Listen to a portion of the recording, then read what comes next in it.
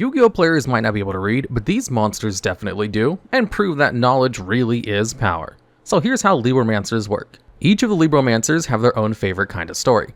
Libromancer Magigirl adores fairy tales. Libromancer Agent is a fan of mysteries, and Geek Boy is obsessed with superheroes. And through their passion and powerful imaginations, they're capable of manifesting themselves as the protagonists from their books, turning them into their ritual counterparts.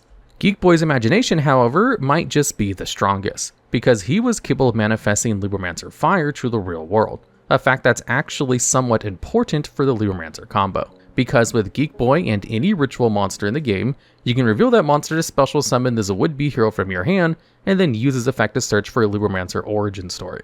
You can then activate Origin Story to set first appearance from your deck, and then, just like in the lore, you can use first appearance to manifest Libromancer Fire directly to your hand. By revealing the same ritual monster you showed earlier with Geek Boy, you can special summon Fire from your hand and use his effect to search out for Libromancer Doombroker.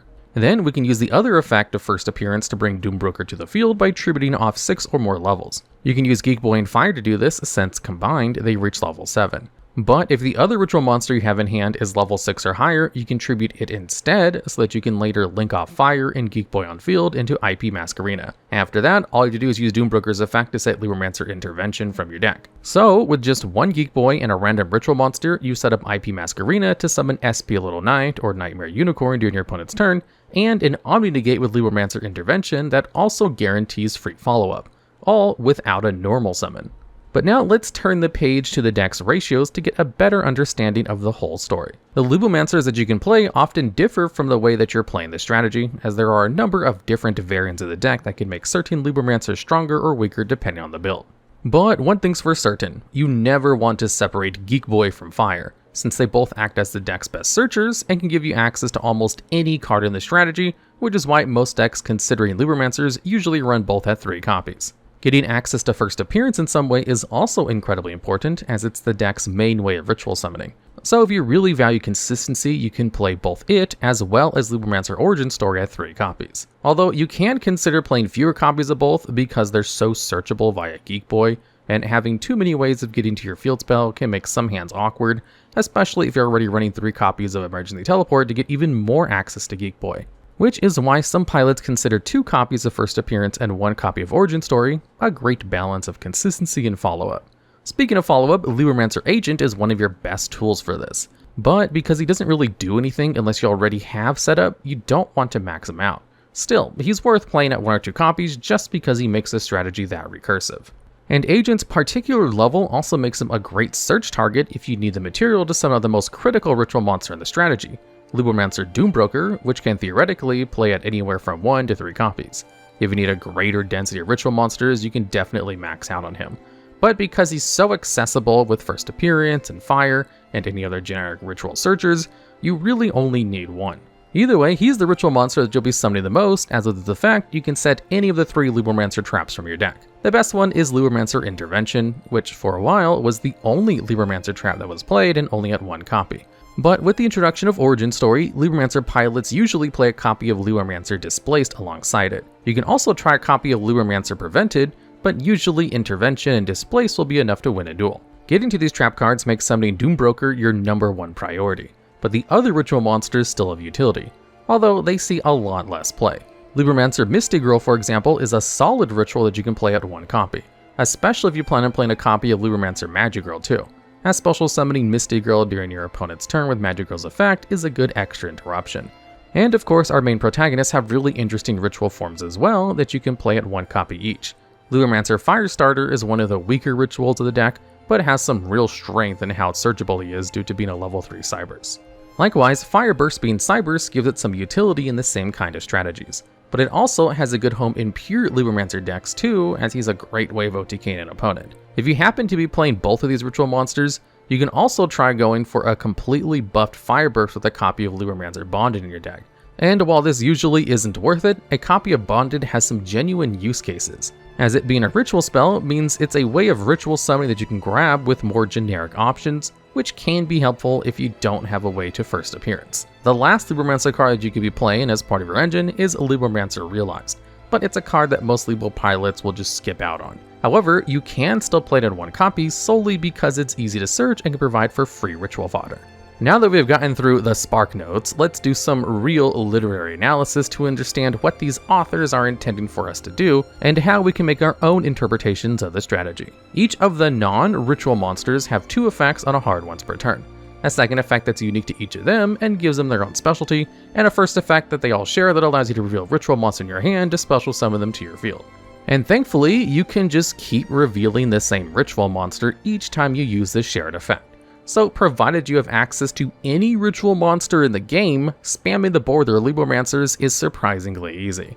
So that, even without their powerful secondary effects, every Libro monster is an individually strong extender that you can use for extra deck plays. And because none of them have any kind of lock other than the token summoned from Libromancer Realize, you can use them for just about anything. From links and XCs to even synchros and fusions, which makes this ritual-focused strategy a lot more versatile. But of course, it's their second effect that makes these monsters genre-defining. Geek Boy is a great example of this. His general stat line is noteworthy, as being a level 3 makes it really easy to synchro summon a Herald of the Arc Light with any level 1 tuner, and being a low-level Psychic also means you can use Emergency Teleport to special him directly from the deck. But the best part about Geek Boy is his search effect, which triggers whenever he's special summoned by any means, and allows you to add any Libromancer spell card from your deck to your hand. Now, like any Stratos, Geek Boy is only as good as the cards he can search, and he has 4 potential targets, but it's getting to one card in particular that makes it so vital: Libromancer First Appearance. Despite being a field spell, you can use First Appearance as you would any ritual spell, as it allows you to summon any Libromancer ritual from your hand by tributing monsters whose levels equal or exceed the level of the monster you're trying to summon. If this was the only effect on it, it would still be a pretty great way of ritual summoning your Libro monsters compared to the other ritual spells, because while you can only ever activate 1 copy of First Appearance per turn, you can actually use this effect to ritual summon as many times as you like, since because it's a field spell, it remains on field. So as long as you have a Libromancer to summon, and the fodder to tribute for it, you can use 1 First Appearance to bring out every archetypal ritual monster to the field in a single turn. But the part that makes First Appearance read like poetry is its search effect, which on activation lets you grab a Libromancer monster from your deck that has a different name to the cards you control. This means that First Appearance isn't just a ritual spell. It also represents any part of your engine that you're missing. If you're in desperate need for a ritual monster to reveal or summon, then First Appearance can grab you any of your Libro ones. While if you really need access to your Libro combo pieces or free fodder, it can get you there instead. Either way, it's always going to represent 2/3 of the necessary pieces required for a ritual summon all by itself. Essentially, First Appearance is an all-rounder of a card, and is one of the key bridges between the deck's ritual and non-ritual components that allow for them to synergize so smoothly with its search effect, while its ritual effect is downright necessary for allowing the deck to function, so getting to it is one of your most important goals. Which is also why Origin Story is an equally strong piece of support for the strategy. You can only activate 1 Origin Story per turn, but on activation, you can set any Libromancer spell or trap card directly from your deck, which gives you another great path to accessing First Appearance, and is generally the preferred search for Geek Boy in modern Libro strategies because of its bonus effect, which further strengthens your ritual monsters by boosting their attack by their levels times 100, and even lets you pop your opponent's back row once per turn when you ritual summon. However, if you already have access to your field spell, Origin Story is still a great card to grab because it can be used to access any of the deck's other archetypal back row options, from the likes of Libromancer Bonded and Realized to the deck's trap card lineup. This enables a lot, because if you already have setup, then you can just use Origin Story to set your best interaction from deck. And when paired with Libromancer Doombroker, allows the deck to end on 2 of its archetypal trap cards, rather than just the one you'd set with Doombroker. And it's Origin Story and First Appearance that allow for Geek Boy to be one of the deck's strongest starters. You see, Geek Boy's unique effect technically reads that he can only search for Libromancer spell cards. But in actuality, you can use Geek Boy to search for monsters by grabbing Origin Story for First Appearance, or you can use Geek Boy to bridge into your trap cards instead by using your Search Origin Story to set your favorite interruption. As a result, Geek Boy is without a doubt one of the deck's best starters, as he has omniversal access to any part of your deck that you could need through these 2 spell cards. However, Origin and First Appearance aren't the only potential options, as Geek Boy has 2 other niche targets. One of these is Libromancer Bonded, the deck's other way of ritual summoning that's actually a ritual spell, and its effect is pretty simple, as it allows you to perform a ritual summon of a Libromancer by tributing monsters from your hand or field whose levels equal or exceed the level of the ritual that you're trying to summon, and that's just about it. The only real benefit of the card is that if you happen to summon Fireburst specifically by using an on-field fire starter as material, that fire bursts can't be destroyed or banished by card effects. This bonus effect of Bonded is a little bit gimmicky. It's definitely possible and even quite feasible that you can pull it off, but going forward can make it harder to end on your other ritual monsters or interactions, and while a fully buffed fire burst can be hard to out, most competent strategies are gonna have a way to deal with it anyway, especially if it's not backed up with any other interruption. And as a ritual spell, it plays second fiddle to the much stronger first appearance, so often Bonded doesn't see much play. But it still has its uses because of how easy it is to grab. But it's not Geek Boy that's searching it. You see, more generic ritual options like Diviner of the Herald, Manju, and even Pre-Preparation of Rites work really nicely with Libromancers, since they give you extra ways of finding ritual monsters to reveal. However, they can't find a way to get you to first appearance to bring them out, because while it is a spell that ritual summons, it's not a ritual spell. So some hands might be gummed up with a bunch of useless rituals. Unless you play a copy of Libromancer Bonded, which, because it's specifically a ritual spell, can be searched by all manner of generic options, and can be the reason that a hand goes from unplayable to being pretty solid. The last target for Geek Boy, and the worst of the bunch, is Libromancer Realized. The idea behind this card is at least neat, because by revealing a Libromancer ritual monster in your hand, you get to summon a token to your field with the same level as that ritual monster. You can only use this effect once per turn, but because it's a continuous spell, Realize can theoretically provide you with free ritual fodder every turn, helping you to apply more pressure to your opponent without giving up the resources necessary for a ritual summon. However, that's just about the only thing that you can use this token for, because while you control it, the only monster you can spell summon are Libromancer monsters. This is a necessary restriction, but one that prevents this token from being able to be used for any kind of interesting link or synchro plays. And while the body it summons is guaranteed to have enough levels to facilitate your ritual monster, it's just a vanilla body. It's not even an amazing Geek Boy search target either, as if you need free fodder to summon out your ritual bodies, you can already do that pretty easily by grabbing first appearance. Because of Geek Boy being able to grab it, it can still be an okay card to run. But in general, you'd be better served by playing monsters that can gain value from being tributed to make up for the lost advantage, like Cyber Angel Benten, who also serves as a great ritual monster to reveal. Now, Geek Boy and the spells he can search aren't the only keys to Libromancers, as Libromancer Fire is just as amazing of a searcher. Even just as a generic body, Fire is a great extender. Being a level 4 makes him amazing to pair with either Diviner the Herald that becomes level 6 to make a level 10 synchro, or with a level 4 monster like Manju so that you can gain access to rank 4s. Meanwhile, his Cyber's typing opens up a pool of Cyber's focus options that this strategy wouldn't have access to otherwise. But Fire shines even further with his search effect, letting you grab any Libromancer monster you could need except another copy of itself. Like with first appearance, this effect is great for unlocking any part of your deck that you don't have access to, and work well together as they can grab two different parts of what you need. One can grab a ritual monster, while the other can grab the materials for its tribute. They even feed into each other flawlessly, because if you don't have first appearance, Fire can search Geek Boy, which you can use to grab your field spell, while if you don't have Fire, first appearance can just search for a copy of it, which can then be used to grab whatever else you need. Having these two search effects can actually make it somewhat difficult to hand try Libromancers effectively. Your opponent might spend an Ash on your first appearance, only to be surprised by Libromancer Fire. Or a straight Imperm might interrupt Fire, but that's okay if you have first appearance in hand. Either way, sometimes it can feel like you weren't even interacted with at all. Now, of course, having Fire and first appearance as extra ways to your ritual payoffs and to each other makes for an impressive feedback loop. But if you already have what you need, you still have some amazing potential targets for both. And one of the best targets is Libromancer Agent. Agent has the same summon effect as every other non-ritual Libro, and his nature as a body is really interesting, as out of all of the non-ritual Libromancers, he's the one with the highest level, which can make him one of the best search targets if you really need tribute fodder. But his warrior typing has also been important in the past, as summoning an agent used to be a way to get one half of your way to an Isolde, an incredibly powerful link option for warrior-based strategies, and that made Agent especially powerful in Libromancer Mikanko strategies. Although no matter the variant, Agent's unique effect provides some really interesting recursion, as you can use it to target a Libromancer card in the grave, other than a copy of Agent, and add it to your hand, with the only downside being that if you add a spell or trap card, you have to place one card in your hand to the bottom of your deck, giving the deck an impressive grind game. Now, having an extra downside to this effect if you grab a back row is pretty unfortunate given the power contained within Libromancer's spell and trap cards. Fortunately, however, Agent's ritual form, Doombrooker, synergizes with this effect perfectly, As you add back a spent Libromancer trap card, you can put the same trap to the bottom of the deck to be later set with Doombroker's effect, meaning that you don't actually lose out on much value.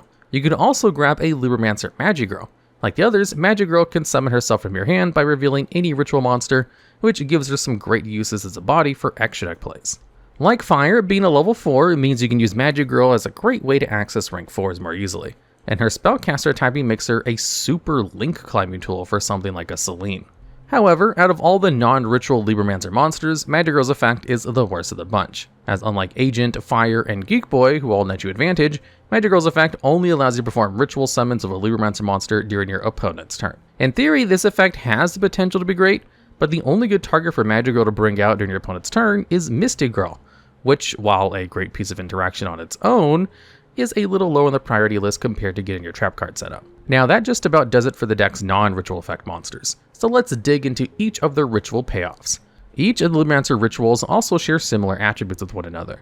They can each be special summoned by using a Libromancer card, but their main theme is that they gain extra effects so long as at least one of its materials was used on field. Now, it's pretty easy to do given that every non-ritual has a built-in effect to bring itself to the field, which is great news as these effects can be quite consequential. And nowhere is that more important than Libromancer Firestarter. You see, on his own, Firestarter is just a beat stick that gains 200 attack and defense each time your opponent activates a card or effect, while it has less than 3000 attack. But if you use an on-field material for Firestarter summon, it can't be destroyed or banished by card effects, which can make it a pretty difficult card for some strategies to deal with, especially if he's been on field long enough to reach 3000 attack. However, generally speaking, Firestarter is the worst of the Libro rituals, as in the modern era, just sitting behind a towers-like monster, especially one as specific as Firestarter, isn't really that intimidating of an end board. But thankfully, Firestarter's strengths aren't located in its effect text, it's in its typing and name. Just like Libromancer Fire, Firestarter is a low-level Cypress monster that opens up a wide array of potential link options, but can also strengthen different card choices. For example, you might be playing Silent Mining as extra ways to get Libromancer Fire, but if you already have access to Fire, then mining still holds a solid use in being able to grab a ritual that you can then reveal. Or if you're playing an even heavier Cypress package focusing on the likes of Cypress Witch, Silent Ritual, and Cypress Sage, then a copy of Firestarter can make for a great alternative search target with Witch's effect. And of course, if you're planning on playing Libromancer to turbo out Fire Burst with a copy of Bonded, you'll need a Firestarter to make him unable to be destroyed or banished by card effects, because Fire Burst doesn't have the same protection on its own.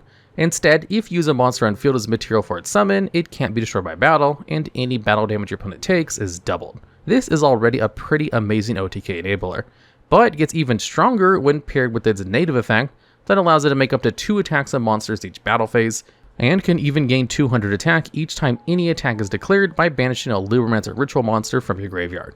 Now, we talked a little bit earlier about how gimmicky trying to go for a bonded buff Fire Burst is, and the reason why is because if you have to spend your Geek Boy search on a way to bonded, your first appearance search on a Firestarter, and your Fire search on a Fire Burst, then it's really hard to back up that Fire Burst towers with any more threatening piece of interaction.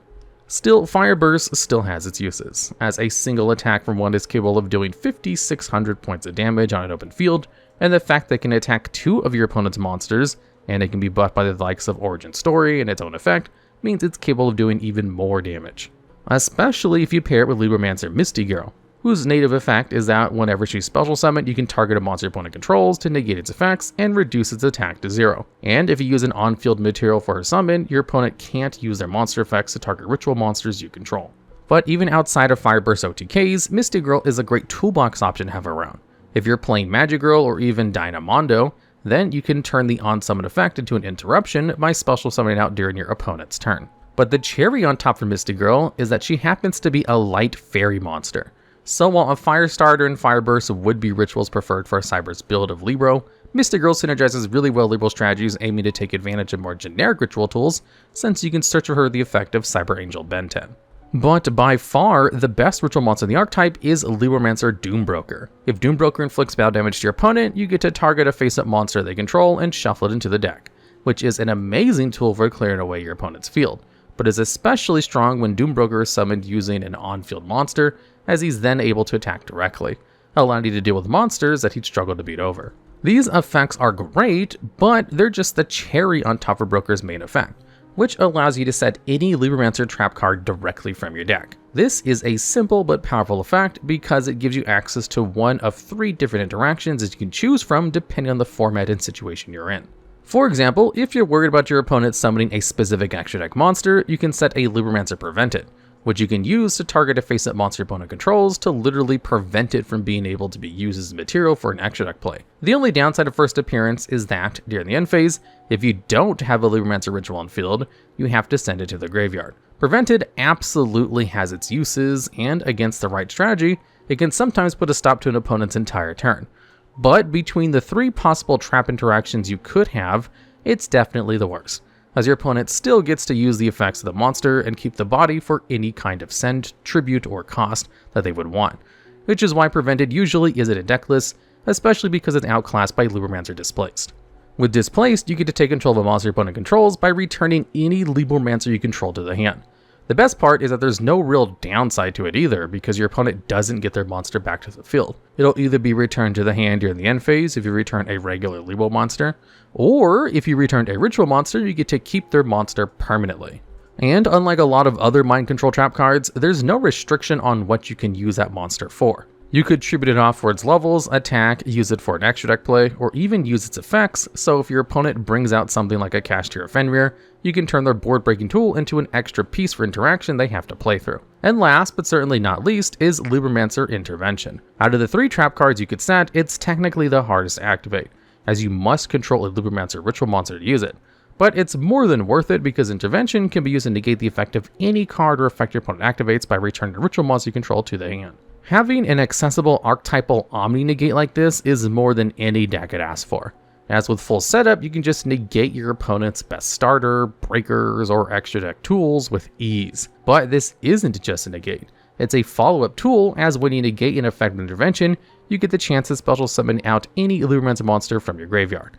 And if you manage to get a Doombroker on field to set an intervention, you'll likely have more than your fair share of options, from a potential Magigirl or Misty Girl that you can use as interaction, or a Libromancer Fire or a Geek Boy whose effects will trigger when they're summoned to allow you to search during your opponent's turn, allowing you to drown potential options while your opponent is forced to realize that this is likely going to be how their story ends. But as a whole, Libromancer is a really fun and unique ritual strategy, and one that's capable of generating a ton of advantage in engine, easily threatening lethal lines, and even has some near busted interactions. There are definitely things holding the deck back.